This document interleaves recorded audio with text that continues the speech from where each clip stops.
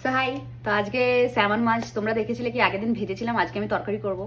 আচ্ছা তোমরা বলো, এই যে জঠোসা হয়, কোল্ড সোর বা সামথিং কিছু একটা বলে, এটা কেন হয়? আমি জানি না, একটা সারে আর একটা হয়ে যায় মুখের মধ্যে, এতগুলো দাগ নিয়ে আমি কি করে বাঁচবো বলো তো। আর অত ভালো মেকআপও পারি না কি আমি এগুলো মানে লুকিয়ে দিতে পারবো, কেন কি আমি খুবই লাইট মেকআপ করি। তো এখন তো ঠিক আছে, বাড়িতে আছি, যদি কোথাও ঘুরতে যাই তাহলে এই দাগ নিয়ে ঘুরতে হবে। যদি কেউ জানো তোমরা তাহলে অবশ্যই আমাকে জানাবে। তো চলো, স্যামন মাছের আজকে গ্রেভি বা যাই কিছু আমি আজকে রান্না করবো, তো চলো দেখা যাক। Let's go. তো মাছটাকে জলের মধ্যে একটু ভিজিয়ে রেখেছিলাম, কেন কি দুটো একটা মানে লেগে যায়, তাই জন্য দেখো কত সুন্দরভাবে ছেড়ে দিয়েছে মাছ দুটোই।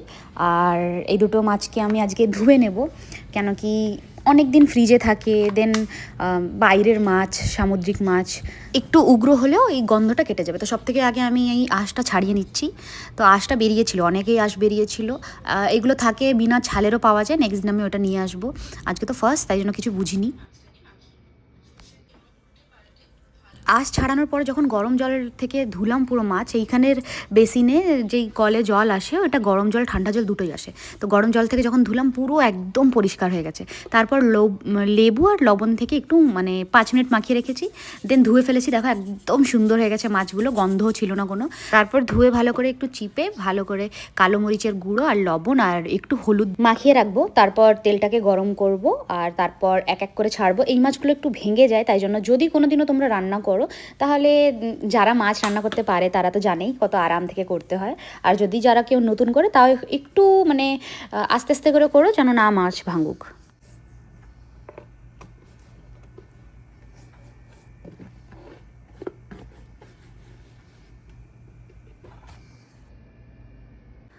আর এদিকে করে নিচ্ছি ভাত।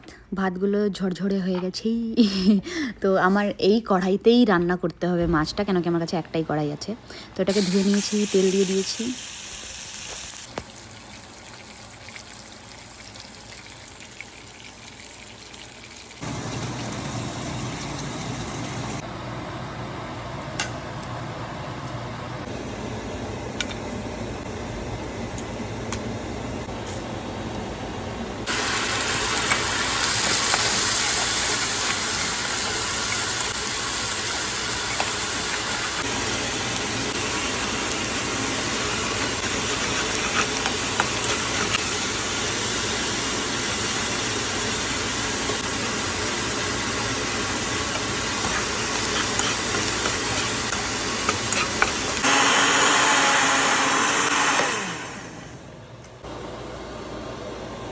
আছে টমাটার, আদা, পেঁয়াজ, একটু সর্ষে,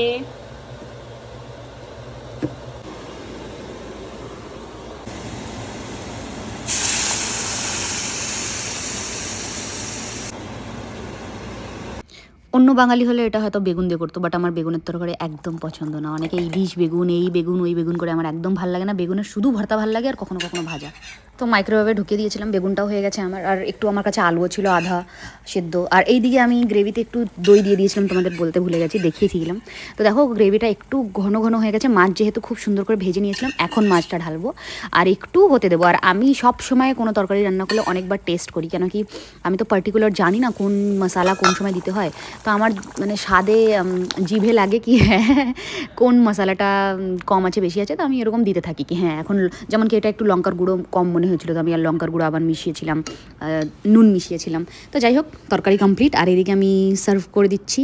ওইটা করেছি যেটা মন্ড মতন দেখছো, এটা আলু সিদ্ধ বেগুন সিদ্ধটা করেছি। স্যামন মাছের আমি কারি কি কি জানি না, একটা ঝাল রান্না করেছি, দেখি খেয়ে কেমন হয়েছে। মাছ কি ভেঙেছে? না,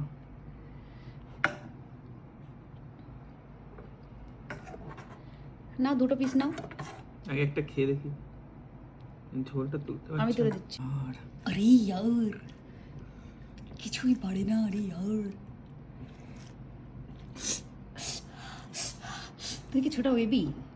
হ্যাঁ, তুই কি ছোট বেবি চিকলু?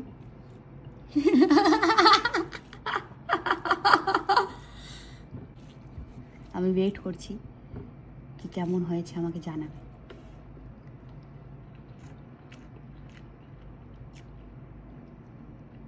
ঝোলটা তো ভালোই হয়েছে। এটা তো মাছটা খেয়ে দেখো। পেঁয়াজ রসুন দিয়েছে না? একটু সর্ষে দিয়েছি।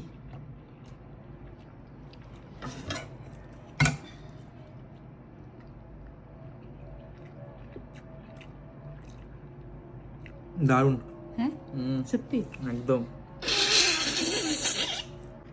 তো আমি জিত গিয়ে গাইস, তো ভালোই হয়েছে। আমি বুঝতে পারছিলাম কি ভালো হয়েছে, কেন কি এটা পুরো কাতলা মাছের মতন টাইপের না, কাতলা ইলিশ একটু মিক্স টাইপের।